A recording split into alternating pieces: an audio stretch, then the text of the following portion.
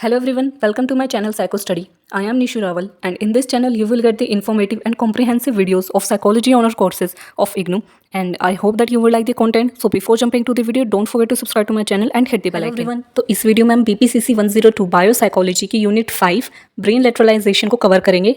तो बिना देर लगे स्टार्ट करते हैं। तो ब्रेन लेटरलाइजेशन का मतलब क्या है? देखो, जो हमारा ब्रेन है ना, वो दो हेमिस्फेयर्स में डिवाइड है, लेफ्ट हेमिस्फेयर और राइट हेमिस्फेयर।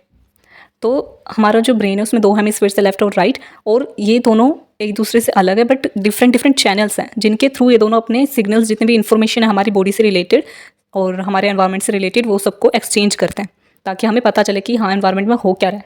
ठीक है, तो स्टार्ट करते हैं। It is a general conception that a human being has one brain, but anatomically, our brain consists of two structures, left cerebral hemispheres and right cerebral hemispheres. तो क्या conception था कि हमारा जो ब्रेन है वो पूरा एक ही है, ठीक है, बट जो हमारा लेफ्ट पार्ट है जिसे लेफ्ट हेमिस्फेयर कहते हैं, स्ट्रक्चर जो इनके अलग है। स्ट्रक्चर में क्या, लेफ्ट हेमिस्फेयर है एक और एक राइट सेरेब्रल हेमिस्फेयर है। These hemispheres have contralateral connection. Contralateral means opposite connection with the rest of the body. That is, left hemisphere of the cerebral cortex is connected to the right side of the body while the right hemisphere is connected to the left side of the body.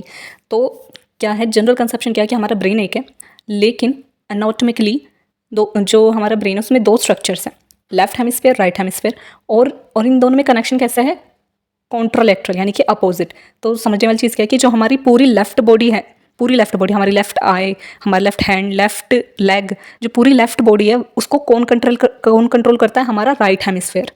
और जो हमारी पूरी right body है, right part है हमारी body का, उसे control करता है हमारा लेफ्ट हेमिस्फेयर। तो अगर हम हमारी जो लेफ्ट आई है वो अगर जो भी देख रही है, वो जो भी वर्ल्ड उसको दिख रहा है, वो सारी जो इन्फॉर्मेशन है वो कहाँ जाएगी, हमारे राइट हेमिस्फेयर में, और राइट आई की सारी इन्फॉर्मेशन लेफ्ट हेमिस्फेयर में। तो इस तरीके से जो हमारे ब्रेन के दो स्फेयर्स हैं, लेफ्ट हेमिस्फेयर और राइट हेमिस्फेयर, ये दोनों कॉन्ट्रालेटरल है। हमारी पूरी बॉडी की जितनी भी लेफ्ट साइड की जितनी भी इन्फॉर्मेशन वो राइट हेमिस्फेयर में जाती है, और राइट साइड की जितनी भी इन्फॉर्मेशन वो हमारे लेफ्ट हेमिस्फेयर में जाती है ब्रेन की। Due to this contralateral connection, इस ऑपोजिट कनेक्शन की वजह से, इस कॉन्ट्रालेटरल कनेक्शन की वजह से, और left hemisphere sees only the right side of the world. इस कॉन्ट्रालेटरल कनेक्शन की वजह से जो हमारा लेफ्ट हेमिस्फेयर है ना, वो सिर्फ जो राइट साइड है ना वर्ल्ड की उसको देखता है, क्योंकि जो हमारा लेफ्ट हेमिस्फेयर है वो पूरी राइट साइड देखता है वर्ल्ड की, और जो राइट हेमिस्फेयर है वो लेफ्ट साइड देखता है पूरे वर्ल्ड की। But why this contralateral connection exist, no one knows. लेकिन ऐसा है क्यों कि ये जो कॉन्ट्रालेटरल कनेक्शन है ये एग्जिस्ट क्यों करता है, ये बात किसी को नहीं पता चली अभी तक। These hemispheres are separate from each other. ये जो दोनों हेमिस्फेयर्स है ये एक दूसरे से सेपरेट है।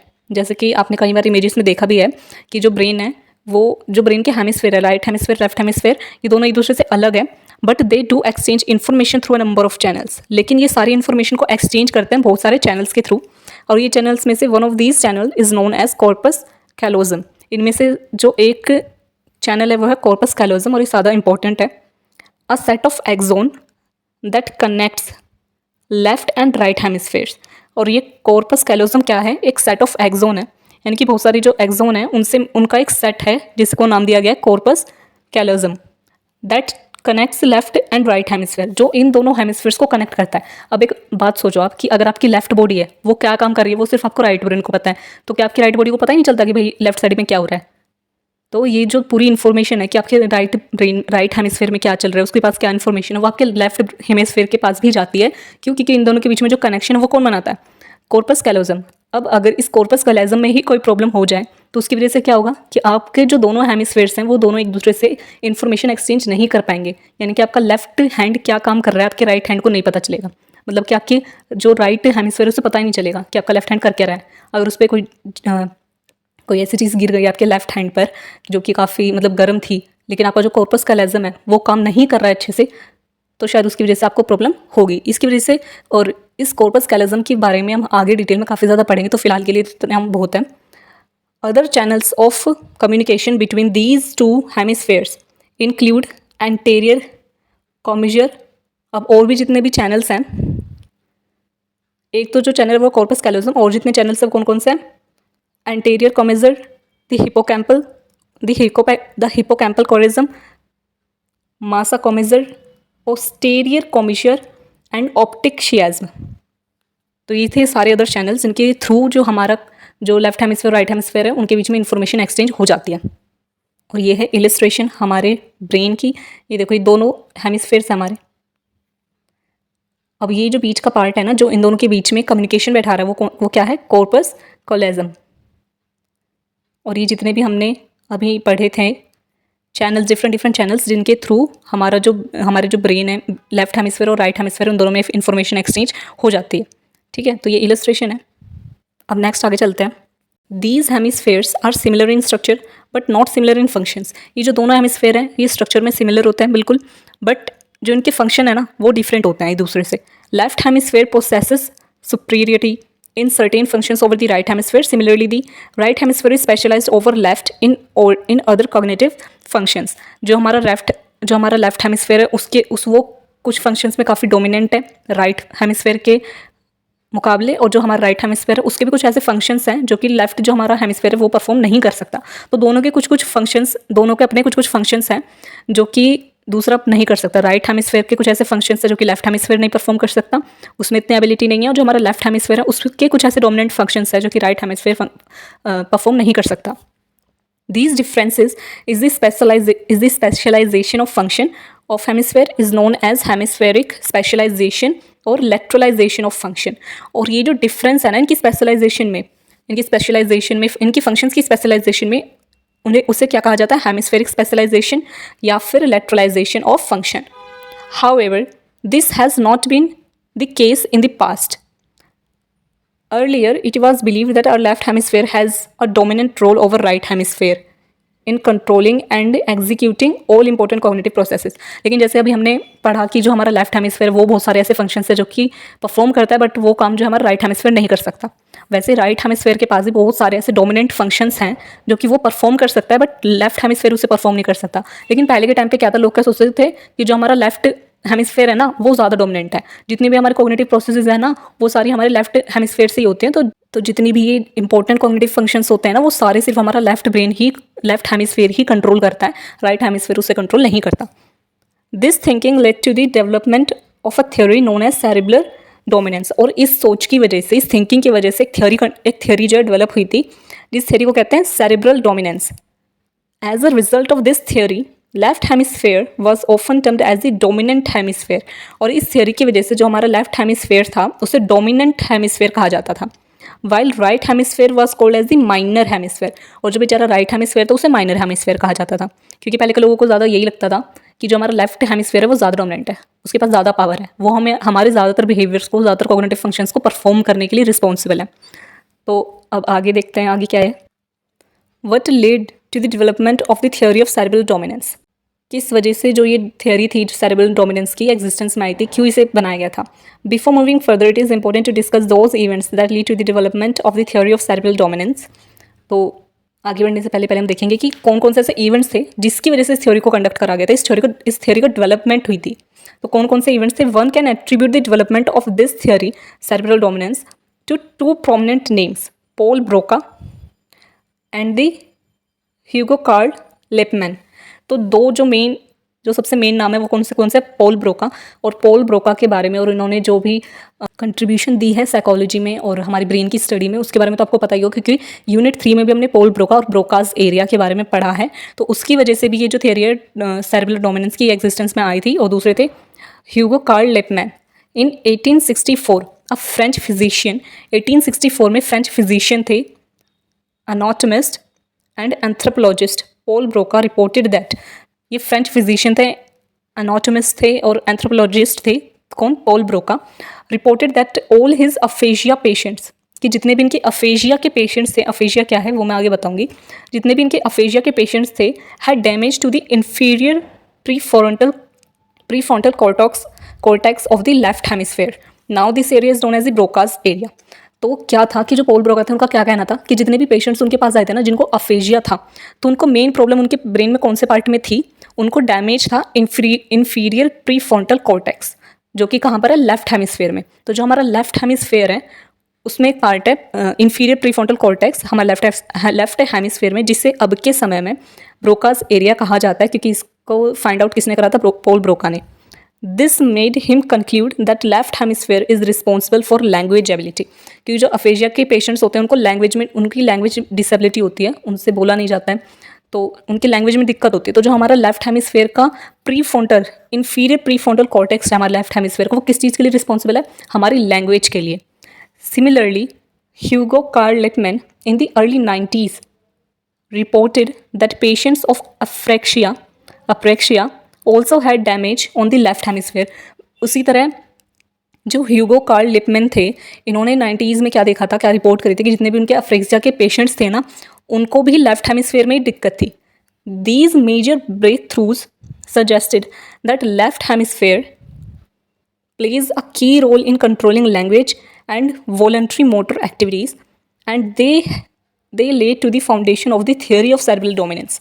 तो ये जो दोनों थियरीज थी, ये जो दोनों बातें थी, जितने भी ये दोनों इवेंट्स थे, इससे क्या पता चला था कि जो हमारा लेफ्ट हेमिस्फेयर है वो हमारी जितनी भी मोटर एक्टिविटीज़ हैं, वॉलंटरी मोटर एक्टिविटीज़ वो एक्टिविटीज़ जो हम अपनी मर्जी से, जैसे अगर हम चल रहे हैं तो हम अपनी मर्जी चल रहे हैं, हम अपने हैंड को अपने आप से मूव करा सकते हैं, तो ये क्या सारी वॉलंटरी एक्टिविटीज़ हैं, ठीक है। लेकिन जैसे हमारा हार्ट है, वो हमारा दिल धड़क रहा है, जो हमारी इंटरनल ऑर्गन्स की, जैसे हमारा डाइजेस्टिव सिस्टम है और हमारा लीवर है, ये क्या अपने आप फंक्शन कर रहा है, इसमें हमारा कोई रोल नहीं है, ना हम कुछ कर सकते हैं उसको लेकर के, ठीक है। लेकिन जो हमारे हाथ पैर, हम चल रहे हैं, हम दौड़ रहे हैं, हम भाग रहे हैं, हम कुछ खा रहे हैं, हम अपना हैंड मूव कर रहे हैं, लेग मूव कर रहे हैं, ये सारी वॉलंटरी मूवमेंट्स हैं। तो ये हमारी वॉलंटरी मोटर एक्टिविटीज़ है, ये भी हमारा लेफ्ट ब्रेन कंट्रोल करता है। और जो हमारी लैंग्वेज है, लैंग्वेज एबिलिटी, ये भी हमारा लेफ्ट हेमिस्फेयर ही कंट्रोल करता है। ये चीज़ प्रूव हुई थी इन दोनों इवेंट्स की वजह से। And they led to the foundation of the theory of cerebral dominance. और इन दोनों की वजह से, इन दोनों इवेंट्स की वजह से क्या, किस थ्योरी की डेवलपमेंट हुई थी? सेरेब्रल डोमिनेंस, कि जो हमारे दोनों हेमिस्फेयर हैं उनका कुछ ना कुछ डोमिनेंस है। अब ये स्क्रीन पर आपको, ये हमारा ब्रेन है और ये जो रेड पार्ट है ना, ये क्या है? Broca's area. ये एरिया किस चीज़ के लिए रिस्पॉन्सिबल है? हमारी लैंग्वेज के लिए। अगर कोई भी जो प्रॉब्लम हुई हमारे लेफ्ट हेमिस्फेयर शो रहा है इधर, इसके प्री फ्रंटल कॉर्टेक्स में, तो वो हमारे किस में दिक्कत देगी? हमारी लैंग्वेज में। तो अब ये अफेजिया क्या है? इनएबिलिटी टू प्रोड्यूस और comprehend speech due to the brain injury. अगर हमारे ब्रेन के इस पार्ट में कोई भी इंजरी हो जाती है तो उसकी वजह से जो हमारी लैंग्वेज कॉम्प्रीहेंशन, यानी कि ना तो हम चीज़ें समझ पाएंगे कि हम क्या बोल रहे हैं। कई बार जो अफेजिया के पेशेंट्स होते हैं वो क्या करते हैं, वो ऐसे वर्ड्स लेकर के आते हैं जो कि एग्जिस्टेंस में ही नहीं है, मतलब उन वर्ड का कोई मीनिंग ही नहीं है, लेकिन उनको खुद को नहीं पता होता, क्योंकि उनको तो वो मतलब समझ में आ रहा होता है, लेकिन वो वर्ड ऐसा चूज़ करते हैं अपनी बात को कहने के जो कि वर्ड एग्जिस्ट ही नहीं करता। और उसकी वजह से उन्हें बहुत गुस्सा भी होता है, क्योंकि सामने वाले उनकी बात नहीं समझ पाता और सामने वाले लोग सोचते रहे ये तो पागल हो गया, ठीक है। तो उनको प्रॉब्लम किधर होती है? उनके लेफ्ट हेमिस्फेयर, इस ब्रोकास एरिया में। तो जो ये अफेजिया, ये क्या है? इनएबिलिटी टू प्रोड्यूस, हम स्पीच प्रोड्यूस नहीं कर पाते हैं और ना ही स्पीच को समझ पाते हैं due to the brain injury. अब अफ्रेक्सिया क्या है? अफ्रेक्सिया है inability to perform voluntary physical movement due to the brain injury. अगर ब्रेन में कोई भी इंजरी हो जाती है उसकी वजह से हम वॉलंटरी फिजिकल मूवमेंट नहीं कर पाते, इसे कहते हैं अफ्रेक्सिया। अब आ गया differences between left and right hemisphere. हमारे लेफ्ट और राइट हेमिस्फेयर में क्या क्या डिफरेंसेस हैं, उनके फंक्शंस में क्या क्या डिफरेंसेस हैं mainly. We mention that left hemisphere possesses superiority in certain cognitive functions over the right hemisphere. हमने पहले भी पढ़ा है कि जो हमारा लेफ्ट हेमिस्फेयर है ना, वो कॉग्निटिव फंक्शंस में ज़्यादा सुपीरियर है as compare to right hemisphere. Similarly the right hemisphere is specialised over left in other cognitive functions. और जो दूसरे ही कॉग्निटिव फंक्शंस हैं उसमें ही जो हमारा राइट हेमिस्फेयर वो ज़्यादा डोमिनेंट है, वो ज़्यादा स्पेशलाइज्ड है। However this lateralization of function is statistical rather than absolute. It means that there is a relative functional differences between the left and right hemisphere, and one hemisphere possesses comparatively more specialization। तो इस बात से इधर क्या मतलब है कि हमारे जो ये फंक्शंस हैं, लेटरलाइजेशन ऑफ फंक्शन है, ये स्टैटिस्टिकल है, एब्सोल्यूट नहीं है नेचर में। और it means that there is a relative functional differences, मतलब कि एक ही फंक्शन है, जैसे विजन है कि हम कोई चीज़ देख रहे हैं तो हम दोनों आंखों से देख रहे हैं, हम अपनी लेफ्ट आई से भी देख रहे हैं, हम अपनी राइट आई से भी देख रहे हैं, बट जो हमारी लेफ्ट आई जो कुछ भी देख रही है वो सारा कुछ हमारे राइट हेमिस्फेयर में जा रहा है, और जो हमारी राइट आई जो कुछ भी देख रही है वो सारी इन्फॉर्मेशन कहाँ जा रही है? हमारे लेफ्ट हेमिस्फेयर में। तो हमारे दोनों ही हेमिस्फेयर में कोई ना कोई इन्फॉर्मेशन तो जा रही है जो कि विजन से रिलेटेड है। तो ऐसा नहीं है कि जो विजन, पूरा जो एक फंक्शन है विजन, यानी कि कोई भी चीज़ देखना, वो सिर्फ हमारा कोई एक ही हेमिस्फेयर उसे कंट्रोल कर रहा है, नहीं, वही फंक्शन है, लेकिन उसके कुछ जो सब पार्ट्स हैं वो राइट हेमिस्फेयर डोमिनेट कर रहा है, कुछ चीज़ें जो है लेफ्ट हेमिस्फेयर डोमिनेट कर रहा है। इसके हम एग्जांपल देखते हैं। देखो इसमें जो क्या है जनरल फंक्शन, क्या है? विजन। तो विजन में क्या है, जो हमारा लेफ्ट हेमिस्फेयर है वो किस चीज़ में डोमिनेंट है, विजन में वर्ड्स और लेटर्स। वहीं पे जो राइट हेमिस्फेयर है वो क्या देखता है, faces, geometric patterns, emotional expressions. यानी कि अगर जब हम देखेंगे तो जो भी इन्फॉर्मेशन हमारे लेफ्ट हेमिस्फेयर में जा रही है तो वो क्या इन्फॉर्मेशन जाएगी, क्या इन्फॉर्मेशन को ज़्यादा अच्छे से वो स्टोर कर पाएगा, कॉम्प्रीहेंड कर पाएगा, वो क्या है, वर्ड्स और लेटर्स। कि जो हम जितने भी वर्ड्स देखेंगे, जितने भी लेटर्स हम देखेंगे, उससे रिलेटेड सारी इन्फॉर्मेशन किसके पास जाएगी, हमारे लेफ्ट हेमिस्फेयर के पास, और उसी को हम कॉम्प्रीहेंड करेंगे, उसको समझेंगे और फिर अपनी कोई बात रखेंगे। वैसे ही जो हमारा राइट हेमिस्फेयर है वो किस चीज़ के लिए डोमिनेंट है, फेस एक्सप्रेशन, फेस को देखने की, लोगों के फेस, हर इंसान का फेस जो डिफरेंट है वो चीज़ जो हमारी ब्रेन में इधर जाएगी राइट हेमिस्फेयर में।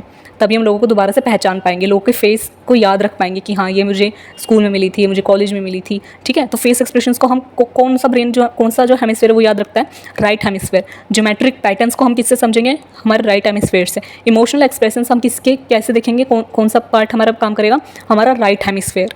तो फंक्शन एक ही है लेकिन उसके जो डोमिनेंस है वो दोनों हेमिस्फेयर में अलग अलग है। यही चीज़ है कि जो हमारे दोनों ब्रेन हैं, दोनों हेमिस्फेयर्स हैं, वो स्टैटिस्टिक है, यानी कि दोनों में डिफरेंसेस हैं, दोनों के फंक्शंस के डोमिनेंस में। कि फंक्शन क्या है, विजन, दोनों ही जो हमारे हेमिस्फेयर है वो दोनों विजन को कंट्रोल कर रहा है, लेकिन डिफरेंट एस्पेक्ट्स। वर्ड्स और लेटर्स किस में जाएंगे, लेफ्ट हेमिस्फेयर में, वो उसको डोमिनेट कर रहा है, और जो हमारा राइट हेमिस्फेयर है वो फेस, ज्योमेट्रिक पैटर्न्स और इमोशनल एक्सप्रेशंस। तो कुछ भी एब्सोल्यूट नहीं है। एब्सोल्यूट अगर होता तो पूरा जो विजन का फंक्शन है ना, ये सारे जो सिर्फ किसी एक ही उसमें जाते, कोई एक ही हेमिस्फेयर उससे डोमिनेट कर रहा होता और ऑडिशन कोई दूसरा डोमिनेट कर रहा होता, ये हो जाता एब्सोल्यूट। लेकिन ये क्या है, स्टैटिस्टिक। आई होप कि आपको समझ में आ रहा हो। अगर ये चीज़ नहीं समझ में आई है तो आप प्लीज़ मेरे को कमेंट सेक्शन में लिख करके बता दो, मैं दोबारा समझा दूँगी। अब आगे क्या, now we will discuss those abilities that have been found to be lateralized. Take a look at the table. Lateralization of function has been presented briefly in 7 major dominants, namely vision, audition, touch, movement, memory, language and spatial ability. तो ये जो सारे functions है ये अब हम देखेंगे कि जो हमारे दोनों हेमिस्फेयर हैं वो किस किस तरीके से डोमिनेट करते हैं डिफरेंट फंक्शंस को। तो सबसे पहला जो जनरल फंक्शन है वो क्या है, विजन। लेफ्ट हेमिस्फेयर क्या डोमिनेट करता है, वर्ड्स और लेटर्स, और right hemisphere faces, geometric patterns, emotional expressions. Second क्या है, ऑडिशन। तो जो हमारा लेफ्ट हेमिस्फेयर है वो लैंग्वेज, साउंड्स, उसको डोमिनेट करता है। यानी कि जो लेफ्ट हेमिस्फेयर है वो लिरिक्स पे ज़्यादा फोकस करे। जैसे आप कोई सॉन्ग सुन रहे हैं तो जो भी आपका लेफ्ट हेमिस्फेयर है वो लिरिक्स पे ज़्यादा फोकस रहेगा, उसका जितने भी लिरिक्स हैं वो सारे आपके लेफ्ट हेमिस्फेयर में जाएंगे। और जो आपके म्यूज़िक है, कंपोजिशन है, जो भी ट्यून है, वो सारी कहाँ जाएंगे, आपके राइट हेमिस्फेयर में, ठीक है। नॉन लैंग्वेज जो साउंड्स हैं जैसे ड्रम और बीट्स हो गई, फ्लूट की साउंड हो गई, ये क्या, इसमें वर्ड्स नहीं है, लैंग्वेज नहीं है इन साउंड्स में, तो वो सारी किधर जाएंगे, हमारे राइट हेमिस्फेयर में। थर्ड है टच। तो लेफ्ट हेमिस्फेयर जो है टच में कोई डोमिनेंस नहीं है उसका।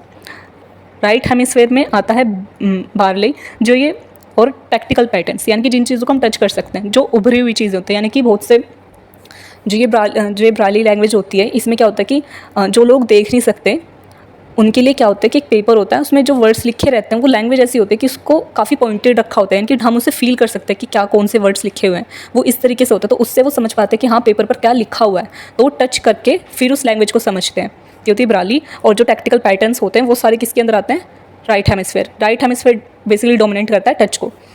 4th है मूवमेंट। तो लेफ्ट हेमिस्फेयर मूवमेंट में कौन से जो डोमिनेंस आती है उसकी, कॉम्प्लेक्स मूवमेंट, जितनी भी कॉम्प्लेक्स मूवमेंट है और इप्सिलेटरल मूवमेंट है वो सारी किसके अंदर आते हैं, लेफ्ट हेमिस्फेयर के अंदर। और जो हमारा राइट हेमिस्फेयर है उसमें सारी मूवमेंट इन स्पेटियल पैटर्न्स, वो सारी किसके अंदर आती है, राइट हेमिस्फेयर। तो ये जो इप्सिलेटरल मूवमेंट है ये क्या है कि जब हम अपने जो बॉडी के सेम पार्ट्स को, यानी कि हमारी जो लेफ्ट आर्म है हम उसी को मूव करें, साथ में हमारा जो लेफ्ट लेग है उसी को मूव करें। इप्सिलेटरल, जैसे कि जो कॉन्ट्रालेटरल था उसका मतलब क्या था, अपोजिट। तो जो उसी का अपोजिट क्या है, इप्सिलेटरल की जब हम सेम साइड को जब हम यूज़ कर रहे हैं, ठीक है, हम अपने लेफ्ट आर्म को भी यूज़ करें, अपने लेफ्ट लेग को भी यूज़ करें एक साथ किसी भी एक प्रोसेस में, तो वो क्या है, वो सारे किसके अंदर आते हैं, हमारे लेफ्ट हेमिस्फेयर उसको डोमिनेट करता है। और जितने भी कॉम्प्लेक्स मूवमेंट्स होते हैं वो सारे भी लेफ्ट हेमिस्फेयर के अंदर आते हैं। राइट हेमिस्फेयर क्या है, मूवमेंट इन स्पेटियल, यानी कि पैटर्न्स, स्पेटियल पैटर्न्स, यानी कि जब हम पैटर्न्स में मूव कर रहे हैं, ठीक है, जैसे डांस के कुछ स्टेप्स होते हैं ना, हमें पर्टिकुलर वही फॉलो करना है, या फिर हमको एक ही जगह पर हम एक जगह पर गोल गोल घूम रहे हैं, ठीक है, तो वो सारी जो मूवमेंट्स आती है वो किसके अंदर आते हैं, हमारे राइट हेमिस्फेयर उसको डोमिनेट करता है। अब नेक्स्ट है मेमोरी। अब मेमोरी जो हमारा लेफ्ट हेमिस्फेयर वो किस चीज़ को डोमिनेट करता है मेमोरी में, verbal memory, finding meaning in memories. जितनी भी हमारी वर्बल मेमोरीज होती हैं, यानी कि किसी इंसान ने हमसे क्या बात कही तो वो जो बात है हमें, वो इंसानी वो जो बात है वो हमें वर्ड्स, वो जो पूरी वर्बल मेमोरी वो हमारे दिमाग में रहती है हमारे लेफ्ट हेमिस्फेयर में। फाइंडिंग मीनिंग इन मेमोरीज, और उन मेमोरीज में कुछ मीनिंग फाइंड आउट करना, यानी कि बेसिकली जो हमारा लेफ्ट हेमिस्फेयर है वो language, sounds, words, verbal memory, in words पे ज़्यादा फोकस करता है, ठीक है, इनमें ज़्यादा डोमिनेंट है उसका। तो जितनी भी मेमोरी में क्या वर्बल मेमोरी और मीनिंग क्या है उन मेमोरीज़ का, उनमें मीनिंग ढूंढना, वो हमारा लेफ्ट हेमिस्फेयर करता है, लेफ्ट हेमिस्फेयर डोमिनेट करता है। और राइट हेमिस्फेयर क्या डोमिनेट करता है? Non verbal memory, perceptual aspects of memories. Non verbal memories जैसे कि हम किस जगह पर गए थे, वो जगह दिखने में कैसी थी, वहाँ का नज़ारा कैसा था, व्यू कैसा था, वो सारी जो मेमोरी होती है वो किस में आती है? राइट हेमिस्फेयर में, उसे डोमिनेट करता है हमारा right hemisphere. Perceptual aspects of memories, कि उन मेमोरीज को लेके हमारा क्या परसेप्शन है, हमें वो अच्छी लग रही है, हमें वो बुरी लग रही है, वो याद करके, ये तो जो सारा परसेप्शन है वो हमारा किसके अंदर आता है? हमारे राइट हेमिस्फेयर उसे डोमिनेट करता है। नेक्स्ट क्या है? लैंग्वेज। जो हमारा लेफ्ट हेमिस्फेयर है वो लैंग्वेज में क्या डोमिनेट करता है? Speech, reading, writing, arithmetic. तो ये जितने भी वर्ड से रिलेटेड जितनी भी चीज़ें हैं ना, स्पीच, रीडिंग, राइटिंग, अर्थमेटिक, ये सारी किसके अंदर आती है? कौन इसे डोमिनेट करता है? हमारा लेफ्ट हेमिस्फेयर। वहीं पर जो राइट हेमिस्फेयर, वो जितना भी इमोशनल कंटेंट है ना लैंग्वेज से रिलेटेड, जितना भी हमारा इमोशनल कंटेंट है वो सारा किसके अंदर आता है? राइट हेमिस्फेयर के अंदर। लास्ट क्या है? Spatial ability. तो लेफ्ट हेमिस्फेयर में कोई स्पेशियल एबिलिटी नहीं है, ठीक है, वो कोई भी स्पेशल एबिलिटी को वो डोमिनेट करता ही नहीं है। जो हमारा राइट हेमिस्फेयर है, mental rotation of shapes, geometry, directions, distance, ये जितनी भी चीज़ें आ रही हैं, ये मतलब कौन हमसे कितनी दूरी पर खड़ा है, अगर वो हमें मेजर करना है, हम कार चला रहे हैं तो कोई एक कार हमसे कितनी दूरी पर है और कब हमें ब्रेक लगाना है, ट्रैफिक सिग्नल अब रेड होने वाला है तो हमें कब रोकने का, ये जो सारी चीज़ें ना, और जो डायरेक्शन है कि हमें लेफ्ट जाना है, राइट जाना है, ये सारी चीज़ें कौन डोमिनेट करता है? हमारा राइट हेमिस्फेयर पूरी तरीके से, ठीक है। और जो मेंटल रोटेशन है शेप्स की, कि जैसे आपने जीके में देखा होगा ना, कि और रीजनिंग में भी, कि एक जो एरो है वो सीधी है, तो अगर हम इसे 2 बार रोटेट करेंगे तो ये इसकी शेप कैसी होगी। तो ये जो सारी चीज़ें ना, ये कौन कंट्रोल कर, इसमें किसका डोमिनेंट होता है? हमारे राइट हेमिस्फेयर का। ओके, तो आई होप कि ये चीज़ें आपको समझ में आई हो कि हमारा लेफ्ट हेमिस्फेयर, राइट हेमिस्फेयर में क्या डोमिनेंस है और किस तरीके से वो फंक्शंस को डोमिनेट करता है, ठीक है। अब हम आगे बढ़ते हैं। Now we will discuss some major examples of cerebral lateralization of functions. कुछ एग्जांपल्स हैं। Language dominance. तो लैंग्वेज डोमिनेंस कैसे होती है? This is the first ability for which cerebral lateralization was discovered. ये सबसे पहली ऐसी एबिलिटी थी जिसके थ्रू इसे डिस्कवर करा गया था सेरेब्रल रेट्रोलाइजेशन को, क्योंकि जो पॉल ब्रोका थे उन्होंने क्या कहा था कि उनके जितने भी अफेजिया के पेशेंट्स हैं, अफेजिया क्या, लैंग्वेज डिसेबिलिटी, उनको कहाँ पर प्रॉब्लम थी, कहाँ पर ब्रेन डैमेज था? उनके लेफ्ट हेमिस्फेयर में। उसी से पता चला था कि हाँ, ब्रेन डोमिनेंस भी, ब्रेन लेटरलाइजेशन भी कुछ है, सेरेब्रल रेट्रोलाइजेशन भी कुछ टर्म है। As already discussed in section 5.2, Paul Broca in his seminal work mentioned that the correlation between the left hemisphere and aphasia, suggesting a dominance of the left hemisphere over right hemisphere in language ability। तो उससे कि हमें क्या पता चला था कि जो हमारा लेफ्ट हेमिस्फेयर है वो ज़्यादा डोमिनेंस है लैंग्वेज को लेकर के। जैसे कि अभी हमने देखा भी था कि जितने भी लैंग्वेज से रिलेटेड, वर्ड्स से रिलेटेड और उन वर्ड्स के कॉम्प्रिहेंशन से रिलेटेड जितनी भी चीज़ें थी वो सारी किसके अंदर आ रही थी? कौन उसे डोमिनेट कर रहा था? जो हमारा लेफ्ट हेमिस्फेयर है वो। नेक्स्ट क्या है? इप्सीलेटरल मूवमेंट। अब इप्सीलेटरल हमने पढ़ा कि सेम साइड। कॉन्ट्रालेटरल क्या था? कि हमारी लेफ्ट साइड हमारा राइट हेमिस्फेयर कंट्रोल कर रहा है और उसका कनेक्शन जो है राइट हेमिस्फेयर से, और हमारी जो राइट बॉडी है उसका कनेक्शन हमारे लेफ्ट हेमिस्फेयर से। इप्सीलेटरल क्या है? Same side. Opposite of contralateral is ipsilateral. It means on the same side. It is a well established fact that our hemispheres are contralaterally connected to our body parts. That is, left hemisphere controls right part and the right hemisphere controls the left body part. यही चीज़ जो मैंने अभी बोली है। However, in 1996, Holland and Harrington first observed in their fMRI study that complex cognitive movement performed by one hand lead to usual contralateral activation along with ipsilateral activation of the hemisphere. तो इसमें क्या है कि जो जो ये Holland और Harrington थे, इन्होंने अपनी एफएमआरआई स्टडी में क्या ऑब्जर्व करा था कि जितने भी कॉम्प्लेक्स और कॉग्निटिव मूवमेंट हैं, अगर कोई हमारा एक हैंड है वो परफॉर्म करे कोई सी भी साइड का, lead to usual contralateral activation. तो कॉन्ट्रोलेटरल एक्टिवेशन भी करेगा। जैसे कि जो हमारा लेफ्ट हैंड है वो कुछ भी काम कर रहा है तो उसकी सारी इन्फॉर्मेशन कहाँ जाएगी? राइट हेमिस्फेयर में। ये चीज़ तो हमने पढ़ रखी है। लेकिन उसी के साथ साथ वो इप्सीलेटरल मूवमेंट भी होगी, इप्सीलेटरल एक्टिवेशन भी होगा हेमिस्फेयर में। यानी कि जो हमारा लेफ्ट हैंड कर रहा है वो हमारे राइट हेमिस्फेयर तक भी वो इन्फॉर्मेशन जाएगी, साथ में हमारा लेफ्ट हेमिस्फेयर भी उस इन्फॉर्मेशन को ग्रैब करेगा। और अगर हमारे found to be Interestingly, this ipsilateral hemispheric activation was found to be greater in the left hemisphere in comparison to the right hemisphere. और जो ये ipsilateral हेमिस्फेरिक एक्टिवेशन है, यानी कि हमारा एक ही साइड, यानी कि हमारा लेफ्ट हेमिस्फेयर और लेफ्ट बॉडी, ये भी एक्टिवेशन में है कि हमारा लेफ्ट जो बॉडी पार्ट है वो उसकी सारी इन्फॉर्मेशन हमारे लेफ्ट हेमिस्फेयर तक भी जाती है, और ये चीज़ ज़्यादा किस में है, लेफ्ट हेमिस्फेयर में, as compare to the right hemisphere. It means, अब एग्जाम्पल से जब हम समझेंगे, जब ज़्यादा अच्छे समझ में आएगा, it means that any damage to left hemisphere will affect left hand movements more in comparison to the effect to the damage of right hemisphere on right hand movements. यानी कि अगर हमारे लेफ्ट हेमिस्फेयर में कोई भी चोट लग जाती है, कोई भी प्रॉब्लम होती है, तो उसका जो अफेक्ट है वो हमारे लेफ्ट हैंड पर भी दिखेगा, ना कि सिर्फ राइट बॉडी पे कि हमारा जो लेफ्ट हेमिस्फेयर है वो तो राइट बॉडी को कनेक्ट करता है, उससे ज़्यादा जो कनेक्टेड है, सारी इन्फॉर्मेशन उधर से ही जाती है, तो शायद उस पर इफेक्ट पड़ेगा, उस पर भी इफेक्ट पड़ेगा, बट साथ में जो हमारी अगर लेफ्ट हेमिस्फेयर पे कोई भी चोट लगे तो हमारी जो लेफ्ट बॉडी पार्ट है वो भी अफेक्ट होगा. लेकिन हमारे राइट हेमिस्फेयर में अगर चोट लग जाती है तो हमारी राइट बॉडी जो इतनी ज़्यादा अफेक्ट नहीं होगी. यानी कि कॉन्ट्रालेटरल कनेक्शन तो है ही, उसके साथ साथ इप्सिलेटरल मूवमेंट का भी कनेक्शन है कि अगर हमारे ब्रेन के पार्ट्स में चोट लग जाती है, हमारे हेमिस्फेयर्स में चोट लग जाती है, तो इप्सिलेटरली भी जो है वो अफेक्ट करेगी. यानी कि लेफ्ट हेमिस्फेयर में चोट लगी तो लेफ्ट साइड भी अफेक्ट होगी. तो ये चीज़ इसमें है. लेकिन इसमें भी जो हमारा लेफ्ट हेमिस्फेयर है वो ज़्यादा डोमिनेंट है इस चीज़ में भी, कि अगर हमारे लेफ्ट हेमिस्फेयर में चोट लगी तो लेफ्ट साइड ज़्यादा अफेक्ट होगी as compare to the right hemisphere में अगर चोट लगी, और राइट साइड जो है बॉडी की वो इतनी ज़्यादा अफेक्ट नहीं होगी, उसकी मूवमेंट्स में कोई भी डिफॉल्ट नहीं आएगा. लेकिन लेफ्ट हेमिस्फेयर में चोट लगी तो लेफ्ट साइड में ज़्यादा डिफॉल्ट आ सकता है. थर्ड क्या है, spatial ability. Levy 1969 found in her study that in the context of spatial abilities our right hemisphere है superiority over the left hemisphere. तो जो लेवी थी, जैसे कि हमने पहले पढ़ा भी है ऊपर भी, कि जो स्पेशल एबिलिटी, वो सारी जो एबिलिटी है, वो सारी जो फंक्शंस है, वो उसको कौन डोमिनेट करता है, हमारा राइट हेमिस्फेयर, कि हमें कौन सी डायरेक्शन चूज़ करनी है, ये शेप मूव होगी, अगर ये जो एरो ये 3 बार रोटेट हुई तो इसकी शेप किधर चेंज होगी, ये जो सारी चीज़ें, ये हमारा राइट हेमिस्फेयर इसमें ज़्यादा सुपीरियर है. Any damage to right hemisphere leads to the disorders of spatial perception such as direction, geometry और distance. और अगर हमारे राइट हेमिस्फेयर में चोट लग जाती है, उसमें कोई डैमेज हो जाता है, तो हमें स्पेशल परसेप्शन डिसऑर्डर हो सकता है कि हमें डायरेक्शन का पता ना चले, हमें ज्योमेट्री में, डिस्टेंस मापने में, इस समय क्या डिफॉल्ट हो सकता है, दिक्कत आ सकती है. लास्ट क्या है, emotional ability. Numerous studies have suggested that our right hemisphere is better in decoding emotional cues than the left hemisphere. तो जो हमारी इमोशनल, जो बहुत सारी स्टडीज़ ये ऐसी हुई हैं जिससे कि पता चला कि जो हमारा राइट हेमिस्फेयर है वो ज़्यादा अच्छे से वर्क करता है हमारी इमोशनल क्यूज़, इमोशनल जो इन्फॉर्मेशन है उनको चेक करने में, उसमें उसको डिकोड करने में, as compare to the left hemisphere. जो हमारा लेफ्ट हेमिस्फेयर वो ज़्यादातर वर्ड्स में और लैंग्वेज को डोमिनेट करता है, और जो हमारा राइट हेमिस्फेयर वो इमोशंस को, लोगों के फेसेस को, फेशियल एक्सप्रेशंस को ज़्यादा हम पता करते हैं. ज़्यादा हमें जो पता नॉलेज मिलती है वो किससे मिलती है, हमारे राइट हेमिस्फेयर से.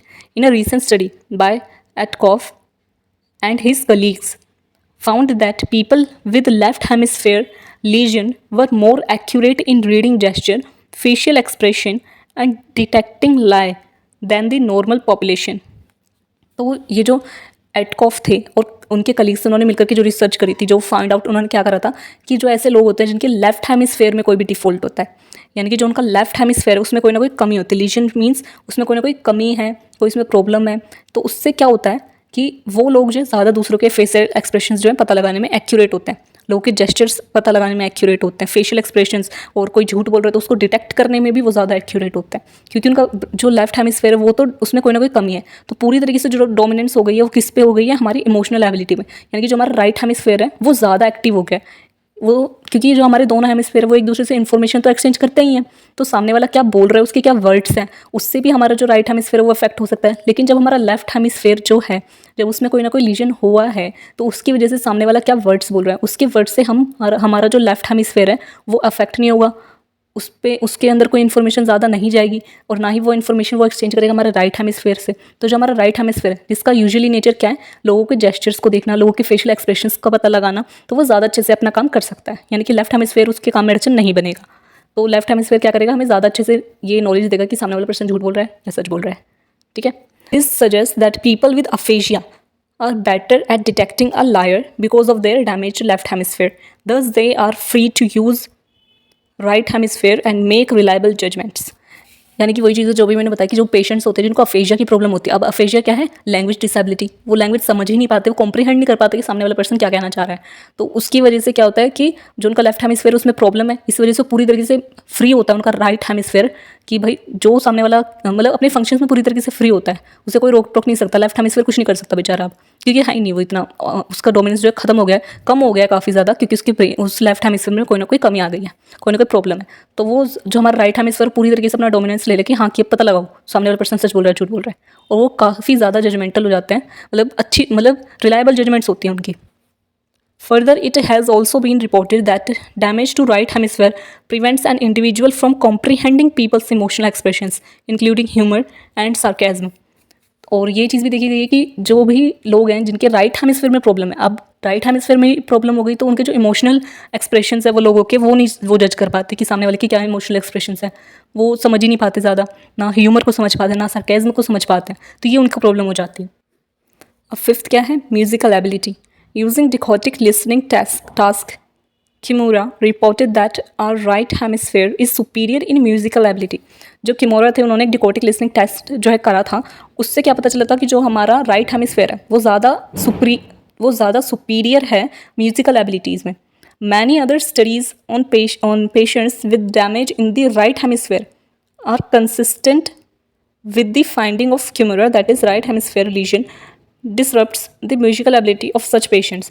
और जितने भी ऐसे पेशेंट्स थे ना, जितने भी ऐसे लोग थे जिनके राइट हेमिस्फेयर में प्रॉब्लम है या डैमेज है, तो उनमें यही देखा गया था कि उनकी म्यूजिक एबिलिटी इतनी अच्छी नहीं है, उनकी म्यूजिक एबिलिटी डिसरप्ट है, ठीक है, उसमें कोई ना कोई कमी है, डिसरप्ट है। तो ये चीज़ हमने ऊपर भी पढ़ी थी कि जो हमारा राइट हेमिस्फेयर है ना, वो ज़्यादातर जो म्यूज़िक होता है, जैसे फ्लूट का म्यूज़िक हो गया, उसमें कोई वर्ड नहीं है, फ्लूट हो गया, गिटार हो गया, और जितने भी ऐसे जैसे कोई सॉन्ग सुन रहे हो तो उसके लिरिक्स अगर हम हटा दें तो जितना भी कंपोजिशन है वो सारी चीज़ें कौन समझता है? हमारा राइट हेमिस्फेयर, ठीक है। और जितने भी लिरिक्स वगैरह जितने भी हैं वो कौन याद रखता है, या फिर वो कौन समझता है? सारे हमारे left hemisphere. Differences in memory, studies have suggested that both of our hemisphere have memory ability. अब लास्ट क्या था? डिफरेंसेस इन मेमोरी की, और स्टडीज़ क्या बताती है कि जो हमारे दोनों हेमिस्फेयर है ना, दोनों में अपनी अपनी एबिलिटी है मेमोरी की। However the types of memory in which these hemispheres specialise differ from each other. और जैसे कि हमने पहले पढ़ाई है ऊपर, अभी जो डिफरेंसेस हमने देखे कि जो हमारा लेफ्ट हेमिस्फेयर है वो कैसी मेमोरी याद रखता है? वर्बल मेमोरी, कि उस इंसान ने मुझसे क्या कहा, और उन मेमोरीज़ में क्या फाइंड आउट करता है कि क्या मीनिंग है इन मेमोरीज़ का, ठीक है। तो वो किस में आता है? हमारा वो कौन करता है? हमारा लेफ्ट हेमिस्फेयर। और जो राइट हेमिस्फेयर है वो क्या याद रखता है कि वो जगह कहाँ थी, वो प्लेस कैसी थी, ठीक है, उस प्लेस दिखने में कैसी थी, मेरे क्या इमोशंस जुड़े हैं उससे, वो सारा किसके अंदर आता है? हमारे राइट हेमिस्फेयर। दोनों ही मेमोरीज से रिलेटेड है, लेकिन अलग अलग तरीके से। According to the findings of Kelley et al 2002, our left hemisphere plays a major role in verbal memory hemispheres, whereas right hemisphere plays greater role in non verbal memory. तो जैसे हमने पढ़ा ही है, जैसे मैंने अभी बताया कि लेफ्ट हेमिस्फेयर वर्बल मेमोरी को ज़्यादा जो है ज़्यादा रिस्पॉन्सिबल उसको लेकर के ज़्यादा रोल है उसका उसमें, और नॉन वर्बल मेमोरी को याद रखने में ज़्यादा किसका रोल है? राइट हेमिस्फेयर का। तो ये इसी के साथ ये वीडियो इधर खत्म होती है। आई होप कि सारी चीज़ें जितनी भी मैंने समझाई है इस वीडियो में आपको सब समझ में आई हो। तो वीडियो को लाइक कर दे, चैनल को सब्सक्राइब कर दे, और ज़्यादा से ज़्यादा अपने फ्रेंड के साथ शेयर करें, और मुझे टेलीग्राम पर भी ज्वाइन कर ले, और इंस्टा पर भी फॉलो कर ले। और साथ ही साथ मैं जो अभी ऑनलाइन क्लासेस के लिए भी मैंने पोस्ट डाली है, अगर किसी को भी ऑनलाइन क्लासेस ज्वाइन करनी है फर्स्ट ईयर के लिए, और जो कमेंट सेक्शन में बता सकते हैं, फिर टेलीग्राम पर ही बता सकते हैं, तो प्लीज़ आप टेलीग्राम चैनल ज्वाइन कर लो। और फ्राइडे को 8 अगस्त को फ्री क्लास है, ट्रायल क्लास है, तो जिसको भी वो क्लास अटेंड करनी है प्लीज़ आप जो टेलीग्राम पर मुझे बता दें, और उस क्लास को ज़रूर ज्वाइन करें, और कमेंट सेक्शन में अपना फीडबैक ज़रूर दें, और ज़्यादा से ज़्यादा चैनल को सब्सक्राइब कर दें।